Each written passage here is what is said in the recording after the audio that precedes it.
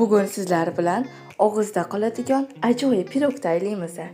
Idishimizga un va margarinni yaxshilab syorka qilib olamiz va o'rtasini ochib, razexlitr va shakarni solib aralashtirib, o'rtasini ochib, smetana va tuxum sarig'ini solib aralashtirib, xamir qorib olamiz. Xamirimizni yarim soatga xolodilnikka qo'yib, nachinkaga o'tamiz. Men olma, olchadan foydalandim va unga 2 qoshiq shakar solib, aralashtirib olamiz va boyga xamirimizni olib, bitta katta, bitta kichkina bo'lagiga bo'lib olamiz.